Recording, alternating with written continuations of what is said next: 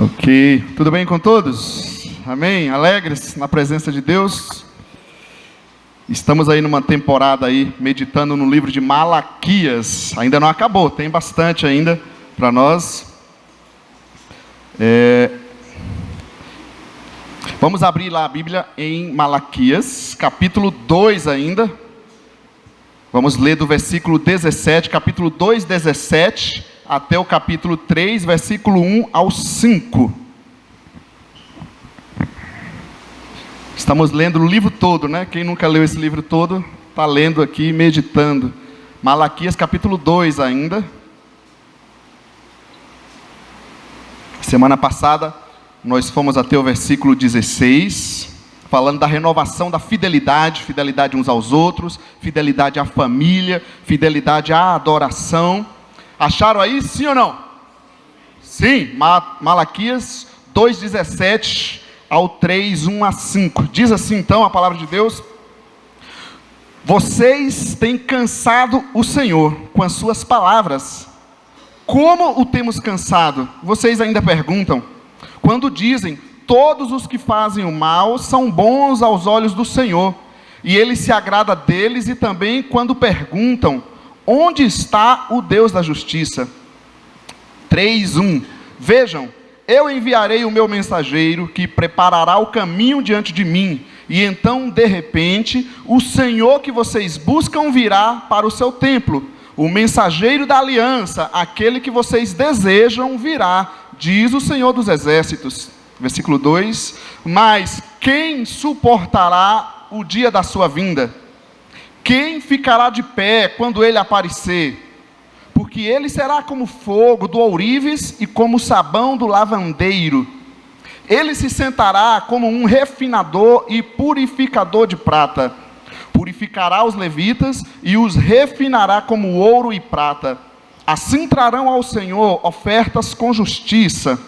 Então as ofertas de Judá e de Jerusalém serão agradáveis ao Senhor, como nos dias passados, como nos tempos antigos. Eu virei a vocês trazendo juízo, sem demora. Vou testemunhar contra os feiticeiros, contra os adúlteros, contra os que juram falsamente e contra aqueles que exploram os trabalhadores em seus salários, que oprimem os órfãos e as viúvas e privam os estrangeiros dos seus direitos e não têm respeito por mim, diz o Senhor dos exércitos. Amém? Você recebe essa palavra? É um texto bem pesado, não é isso? Esse livro de Malaquias. E é a preparação para entrarmos no Novo Testamento. E a gente tem visto aqui palavras fortes, vamos dizer assim. Mas nós não podemos separar aquela parte da Bíblia que a gente gosta de ler e aquela outra que a gente não gosta de ler. A gente tem que meditar em toda a Escritura, não é verdade? Nesses 9 anos de ministério aqui, né, como pastor titular pelo menos, eu me lembro que eu nunca tinha feito junto com os pregadores aqui nenhuma série neste livro. E eu gosto quando a gente vai entrar em algum livro, às vezes explorar todo o livro. E tem sido bom, amém, gente? A gente tem enxergado coisas aqui valiosas, falando da renovação do amor de Deus em nós, da renovação da honra, a renovação da integridade. Semana passada nós falamos então da renovação da fidelidade. Hoje então nós vamos falar da renovação da confiança em Deus. É o tema que eu dou a esse trecho, a esse bloco aqui. A renovação da confiança em Deus. Queridos, o que fazer quando parece que Deus não está mais no controle? Você já teve aquela sensação, parece que o mundo está largado? Quem manda é o mal, é a maldade, é a injustiça. Quanto pior a pessoa é, parece que aí está bom, não é assim? Você olha para o mundo ao redor e diz, está perdido. E aí a gente ainda usa aquele versículo bíblico, o mundo jaz no maligno. Como se Deus não é mais o Senhor do universo, o Senhor da terra, o Senhor das nossas vidas.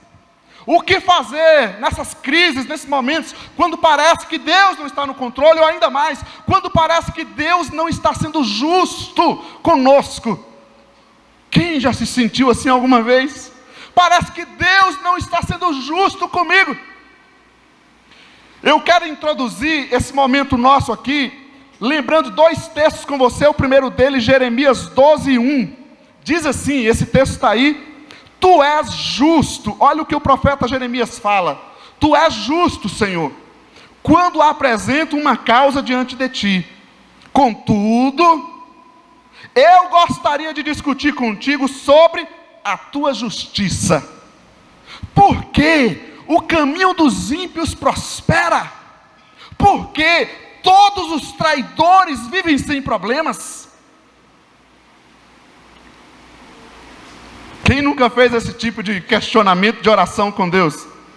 Agora eu quero te mostrar um mais forte. Salmo 73, do versículo 1 ao 17, está ali também bem pequeno. Olha só a oração que o salmista faz. Certamente Deus é bom para Israel, para os puros de coração. Quanto a mim, os meus pés quase tropeçaram, porque por pouco não escorreguei. Versículo 3, pois tive inveja dos arrogantes, quando vi a prosperidade desses ímpios. O salmista diz que ele teve inveja dos arrogantes, quando viu a prosperidade deles. Versículo 4, eles não passam, olha o que é que ele diz, gente: eles não passam por sofrimento e têm o corpo saudável e forte. Estão livres dos fardos de todos. Não são atingidos por doenças como os outros homens. Por isso, versículo 6, o orgulho lhes serve de colar e se vestem de violência. Do seu íntimo brota a maldade, da sua mente transbordam maquinações.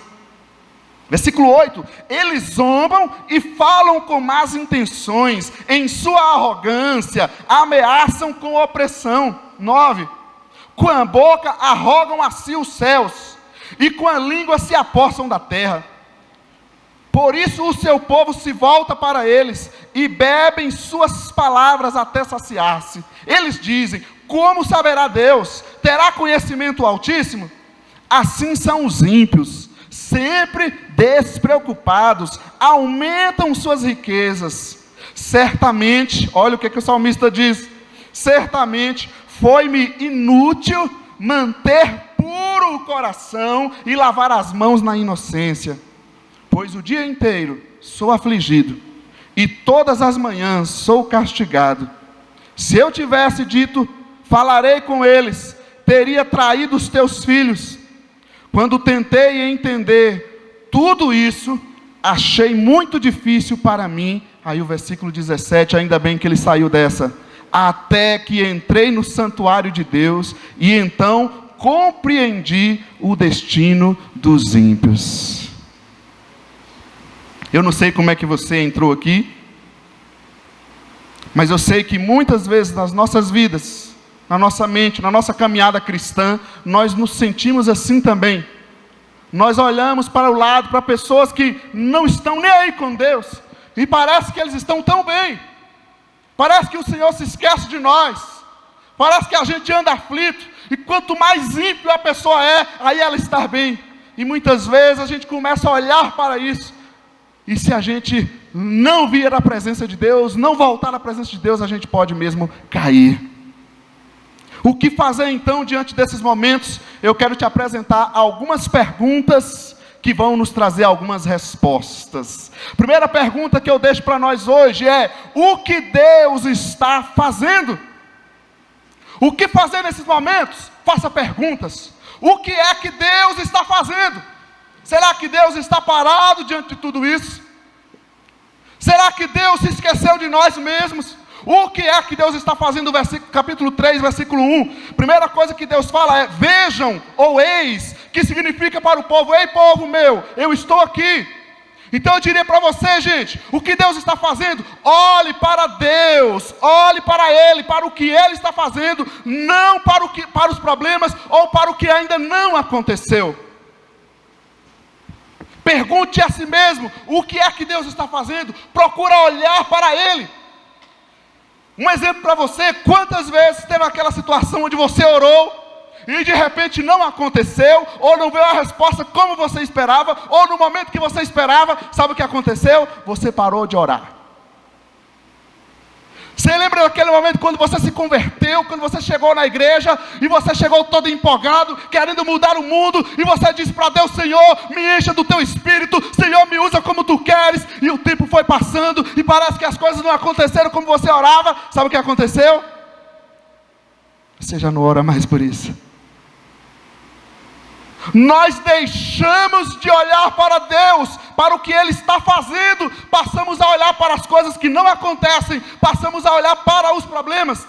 Lá em Hebreus 12 nos dá um exemplo também que diz: olha, mantenha os olhos fixos, onde? No autor e consumador da nossa fé, que é Jesus. Mantenha os olhos fixos em Jesus, senão você vai parar.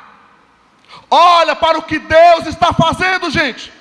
O problema é que muitas vezes a gente só vê erros. Parece que tudo está errado.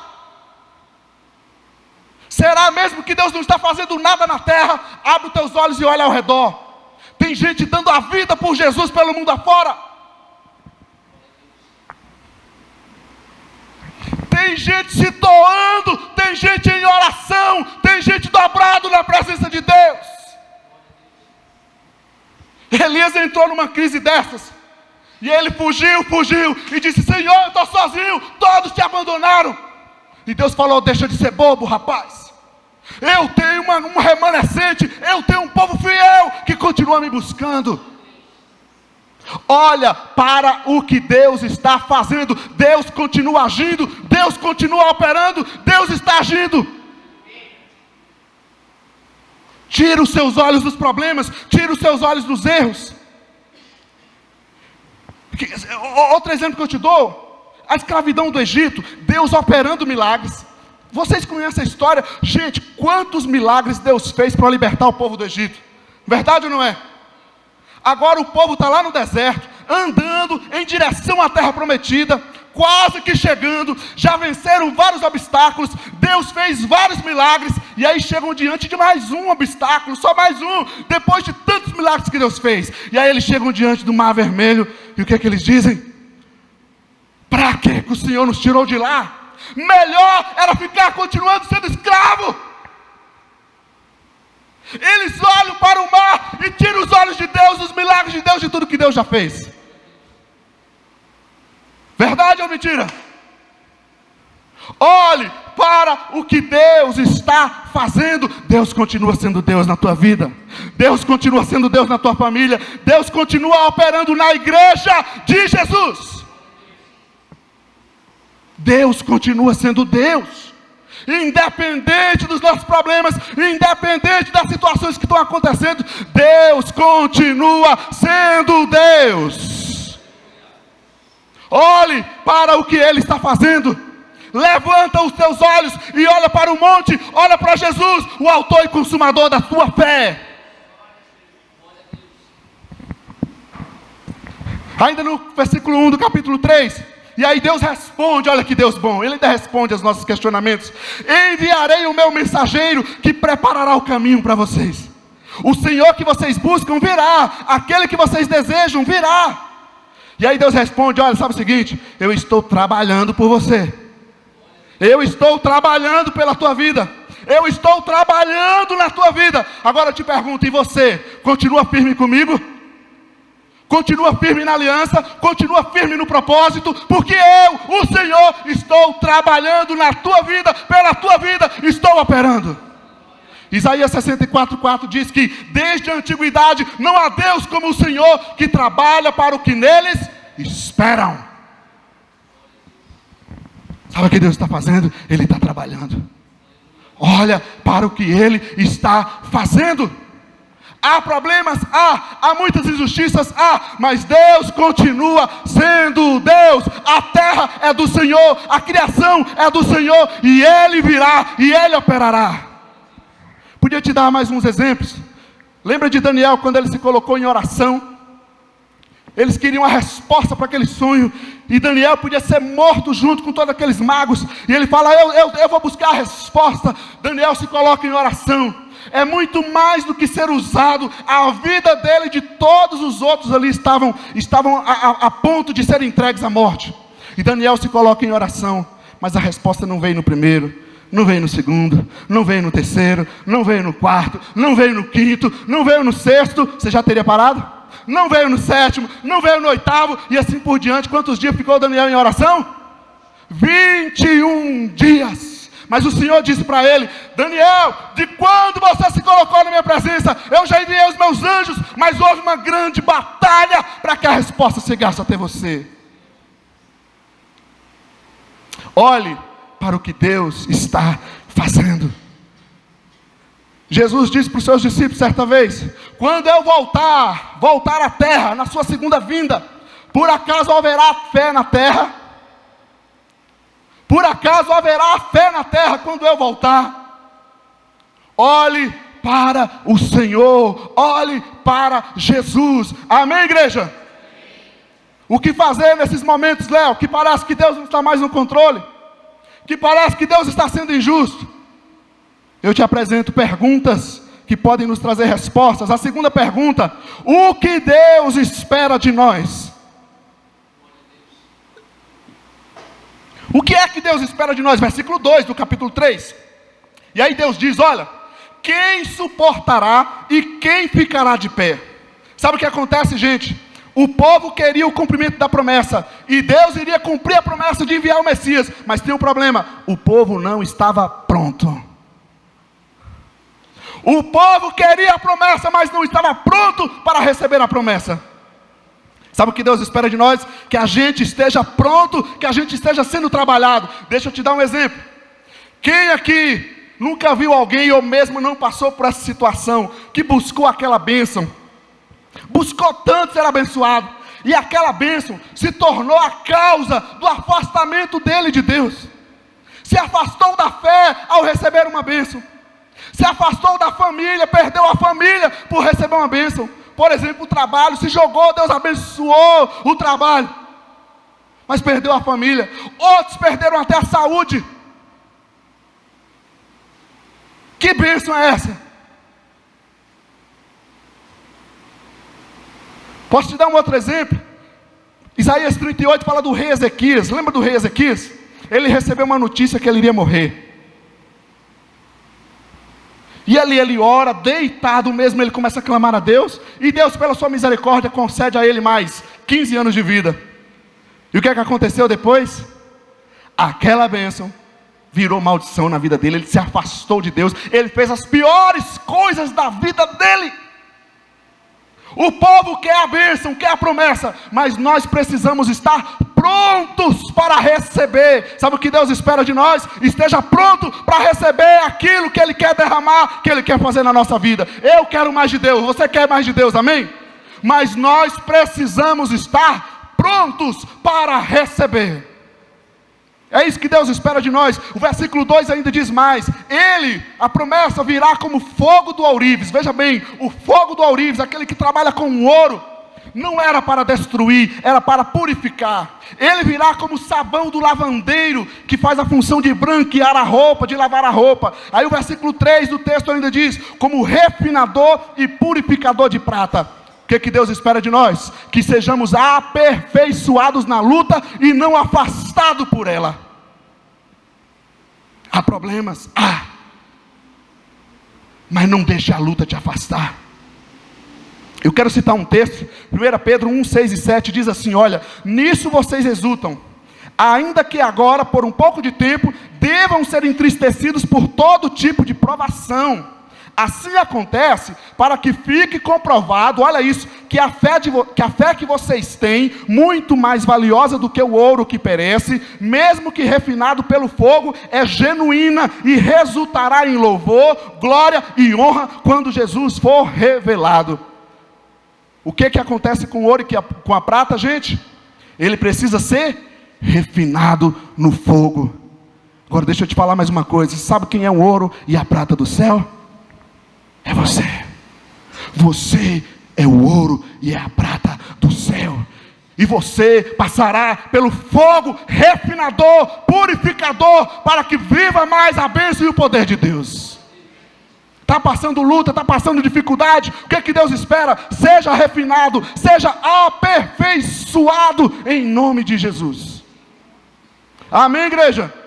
O que é que Deus espera de nós, Léo? Deus espera que nossa oferta seja com fidelidade. Versículo 3 do que a gente leu: após ser refinado, tratado pelo Senhor como ouro e como prata, assim trarão ao Senhor ofertas com justiça. Ofertas com justiça. Deus espera de nós que nossa oferta seja com fidelidade. Nós entregamos a nossa oferta nessa noite, amém? Agora eu te pergunto, com fidelidade? Nós entregamos o nosso serviço a Deus, amém? Nós queremos servir a Deus, mas eu te pergunto, com fidelidade? Nós entregamos a nossa vida ao Senhor, amém, gente? Queremos viver para Deus, agora eu te pergunto, com fidelidade? O que é que Deus espera de nós? Fidelidade. Romanos 12, que o nosso culto racional ou legítimo é que ofereçamos os nossos corpos como sacrifício vivo. Sabe qual é a oferta fiel ao Senhor? Quando a nossa vida é santa no altar, na presença dEle.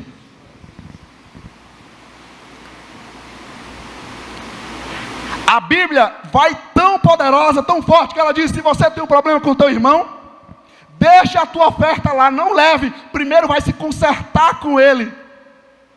Se a gente fizer isso, é perigoso que não entre muita oferta no culto, amém, irmão? Não tem problema, porque em primeiro lugar está a nossa fidelidade ao Senhor. Deus espera que sejamos fiéis, que ofertemos com fidelidade. O versículo 4 diz aí: serão agradáveis ao Senhor, como nos dias passados, como nos tempos antigos. O que Deus espera de nós? Que a nossa fé seja renovada.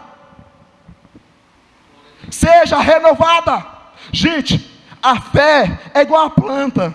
Minha esposa agora pegou a herança da mãe dela, e ela tem umas plantinhas lá, e é um negócio com aquelas plantas, porque tem um tempo que tem que ir lá molhar, e conversa com a planta, é uma coisa maravilhosa.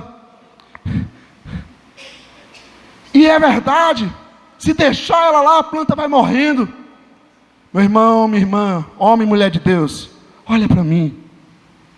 Deus espera que a nossa fé seja renovada. Se eu e você não renovar a nossa fé diariamente, ela murcha e ela morre. Ela murcha e ela morre. Como é que era nos dias passados na nossa vida? Quem sabe hoje você esteja mais animado, mais renovado que nos dias passados. Amém, glória a Deus. Mas quem sabe não. Quem sabe precisa renovar a confiança no Senhor nessa noite. Aquela confiança daquele menino, daquela menina, cheia de empolgação, cheia de prazer na presença de Deus. O que é que Deus espera de nós? Versículo 5. Ele espera que estejamos preparados para a sua vinda. Versículo 5 diz: eu virei a vocês trazendo juízo. Aqui responde o versículo 17, onde eles falam: onde está o Deus da justiça? Aí Deus: eu estou aqui, e eu virei a vocês trazendo a justiça que vocês querem. Agora eu pergunto: você está preparado para a volta de Jesus? Se Jesus voltasse agora, Ele me encontraria fazendo o quê? Ele me encontraria de que forma?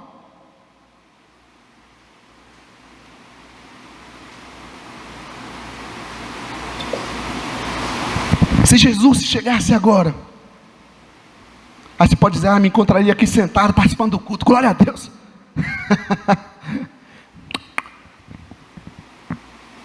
Mas quem sabe Ele encontraria um coração que não quer perdoar? Será que Ele encontraria um coração que não aceita mudanças? Será que Ele encontraria um coração que perdeu a esperança? Será que Ele encontraria um coração ferido, machucado pela vida, que perdeu a confiança no Senhor? Como é que Jesus me encontraria agora? O que Deus espera de nós? Que estejamos preparados para a sua vinda. Você quer que Jesus volte? Amém, igreja? Mas você está preparado para Ele voltar? Estamos preparados para a volta de Jesus?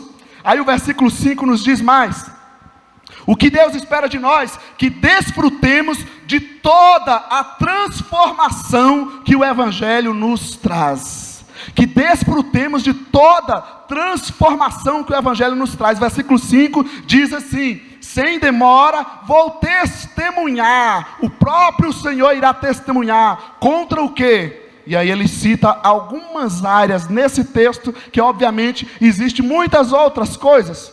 Mas nesse texto é interessante o que ele cita. Que ele fala: eu vou testemunhar contra os feiticeiros. E que aspecto você colocaria isso? A nossa religiosidade. O que Deus espera de nós? Que a nossa religiosidade seja transformada. Tem gente anulando os mandamentos de Deus por causa das vossas tradições. Jesus citou isso, não citou? Lá em Mateus 15. A nossa religiosidade precisa ser transformada, centrada, trazer novamente para ser colocada aos pés de Jesus. A nossa religiosidade, estou falando assim como religiosidade para que vocês entendam, ou espiritualidade, ela será tratada nas mãos de Deus. Isso precisa passar por uma transformação. O Senhor não nos chamou para viver o tradicionalismo. Temos história, temos, mas a nossa vida é cheia de renovação a cada dia nas mãos de Deus. E ele diz: eu testemunharei também contra o adúltero. Semana passada falamos de família, e o texto volta a falar da área familiar, adultério. Precisamos experimentar, desfrutar de toda a transformação que o Evangelho traz. Como está a minha vida familiar? O texto também fala que Deus testemunhará contra a falsidade, a área de relacionamento.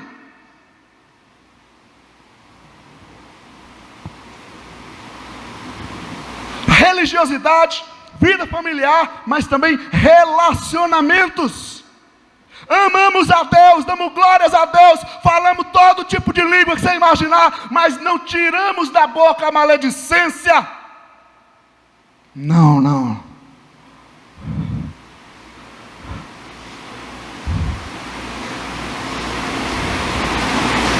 Aí do teu lado está o ouro do céu.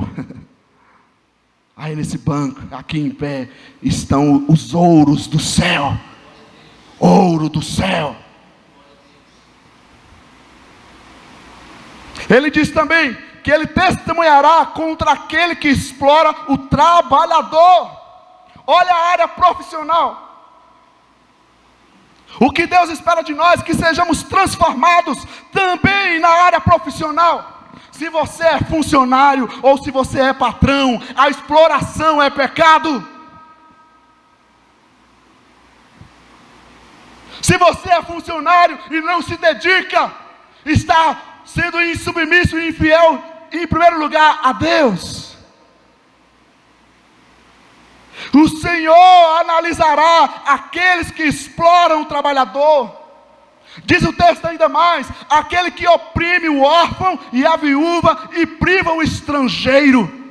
Olha a área social. Por que a viúva e o órfão, gente? Porque naquela época a mulher não trabalhava fora, né? Ela não tinha um salário. E aí quando morria o seu marido, ela ficava sozinha, viúva. Quem a sustentava? Então Deus provê o socorro, pois o cuidado de uns aos outros cabe ao povo de Deus. Aonde não há amor, aonde não há assistência social, está faltando o amor de Deus.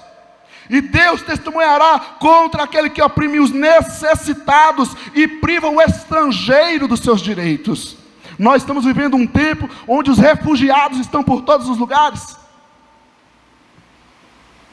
E a igreja precisa ser igreja. Fazer o que Deus espera de nós. Ser um povo que ama, que ajuda. E o texto ainda diz mais: que Deus testemunhará contra aquele que não tem respeito por Ele. Como assim? É porque todo o mal feito ao ser humano de Deus, é em primeiro lugar feito ao Deus humano. Todo o mal, toda maldade que eu, que você, que a sociedade faz ao ser humano que é de Deus, nós estamos ofendendo em primeiro lugar ao Deus que é humano. O que Deus espera de nós? Espera que desfrutemos de toda transformação que o Evangelho nos traz. O Evangelho transforma, amém? O Evangelho é poder de Deus para transformação, salvação de todo aquele que crê. E isso aqui não é questão de esforço. Você deve estar pensando, Léo, mas eu me esforço. E aqui só citou algumas áreas, tá bom? Não citamos outras, porque nós estamos detidos aqui ao que o texto está falando. Mas isso aqui não é questão de esforço, isso aqui é questão de rendição. Se fosse para a gente se esforçar e subir para o céu, pelo nosso próprio esforço, Jesus não precisaria fazer tudo o que Ele fez.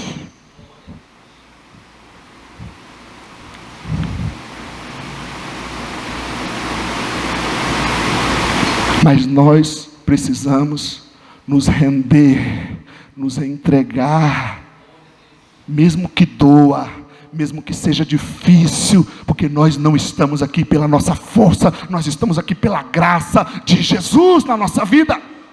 Aonde eu não consigo, Ele me levanta. Aonde eu estou fraco, Ele me faz forte. Aonde me falta esperança, Ele ministra renovo na minha vida. Deus é Deus, igreja. Basta eu dizer, eis-me aqui, Jesus. Se há dúvidas, Ele vai sanar as dúvidas. Se há medo, Ele vai te fortalecer. Apenas se renda, decida crer, decida se entregar.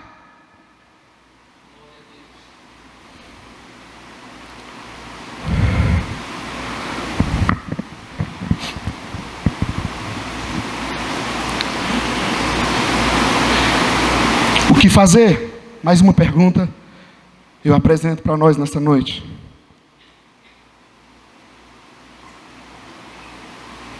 O que está acontecendo com nossa fé? O que Deus está fazendo? O que Deus espera de nós? Mas uma outra pergunta que a gente tem que fazer: o que é que está acontecendo com a nossa fé? O versículo 17, eu deixei ele por último de propósito, porque ele é central nesse bloco que nós lemos. Versículo 17 diz assim: vocês têm cansado o Senhor. Aí o que o povo diz para cansar o Senhor?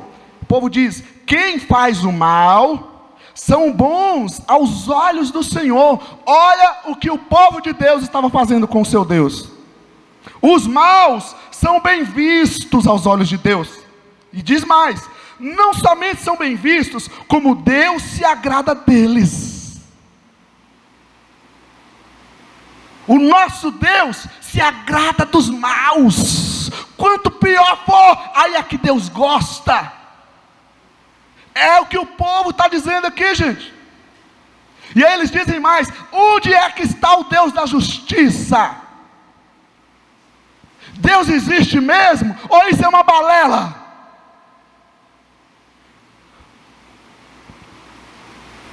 O que é que está acontecendo com a nossa fé? Então veja bem, não são os questionamentos, ou mesmo as muitas orações do povo que está cansando a Deus, ou que está matando a fé desse povo, mas é a incredulidade do povo. O povo de Deus, o povo da fé, se tornou incrédulo. A incredulidade chegou no coração do povo. Em vez de olhar para o que Deus estava fazendo, olhar para o que Deus espera deles, eles se endureceram diante dos problemas, diante das circunstâncias. E sabe o que aconteceu? A incredulidade tomou o coração deles. Deus não tem problema com questionamento. Você pode questionar de várias formas. Poderia te citar o exemplo de Abacuque. Abacuque, quando entrou em dúvidas, o livro de Abacuque começa dizendo assim: até quando, Senhor? Ele fica lá aos pés de Deus dizendo: até quando, Senhor? Mas sabe como é que ele termina o livro? Dizendo: ainda que, Senhor, ainda que as coisas não mudem, ainda que eu tenha que esperar, eu confio em Ti, Senhor. Poderia te citar o exemplo do próprio Tomé, após a ressurreição de Jesus. Os discípulos chegaram lá, mas Tomé falou: não, eu só acredito se eu ver, se eu tocar. E Jesus não o criticou. Jesus falou: vem cá, Tomé, toca, meu filho, toca. Deus não tem problema com questionamento, gente.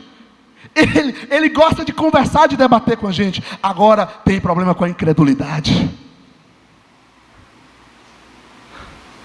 Quando a incredulidade toca o nosso coração, aí começa a complicar. 1 Coríntios 10 fala lá do povo do Egito, o povo sendo liberto por Deus. Mas lá em Coríntios 10 vai dizer que uma geração morreu no deserto.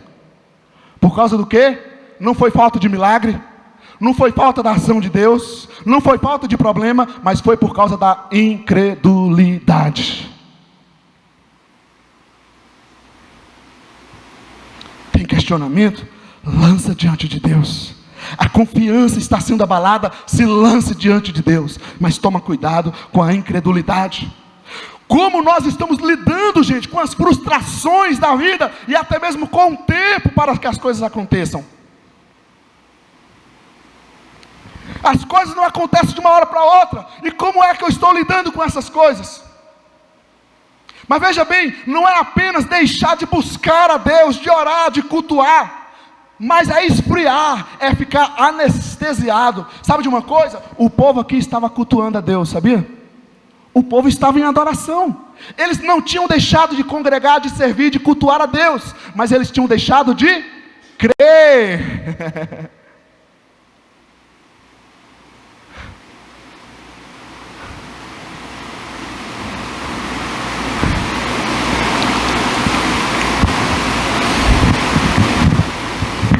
Como é que está o nosso coração nessa noite? O que é que está acontecendo com a nossa fé, gente? Amém? Está aí comigo? O que é que está acontecendo com a nossa fé? Se passasse um raio-x hoje, e a gente olhasse para a nossa fé, e eu não estou falando que não erramos, estou todo certo, não, mas é não sentir mais diferença entre o bem e o mal. O povo diz: olha, está vendo os maus? Eles são bons aos olhos do Senhor. Pratique a maldade de qualquer forma. Sabe por quê? Onde é que está o Deus da justiça? Ele nem existe. Quando você perde o senso de responsabilidade, de sensibilidade, onde não há mais diferença entre o bem e o mal, onde parece que Deus não existe mais. O que é que está acontecendo com a nossa fé? Não é simplesmente dizer eu sou ateu, ou eu sou crente, eu sou cristão, protestante, etc. É não se importar mais com a qualidade da vida que levamos. É não olhar mais para a forma que nós estamos vivendo. É não se importar mais com os pecados que cometemos.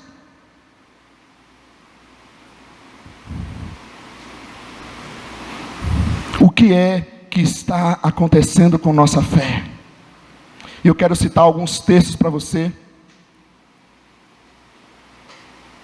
O primeiro deles, 2 Coríntios 13:5, diz assim: examinem-se para ver se vocês estão na fé, provem-se a si mesmos, não percebem que Cristo Jesus está com vocês, a não ser que tenham sido reprovados. 2 Coríntios 13:5. Examinem para ver se vocês estão na fé. Se eu fosse te falar o contexto aqui, você lê depois. O povo estava questionando a autoridade apostólica. Outro texto, 1 Coríntios 11:30, já que hoje é dia de ceia. Olha o que o texto diz, versículo 30 do capítulo 11 da ceia. Por isso há entre vocês muitos fracos e doentes, e vários já dormiram.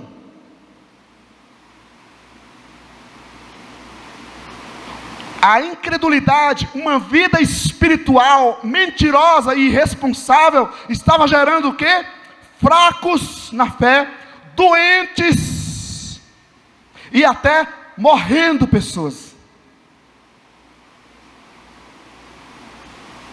Leia lá depois para você ver. Na tradição a gente só lê o versículo 23.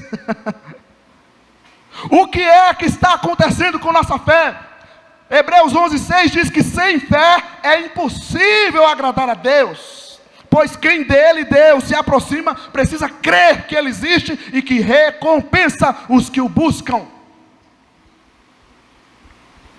O que está acontecendo com nossa fé? 2 Pedro 3,9 diz: o Senhor não demora em cumprir a sua promessa, como julgam alguns. Pelo contrário, Ele é paciente com vocês, não querendo que ninguém pereça, mas que todos cheguem ao arrependimento.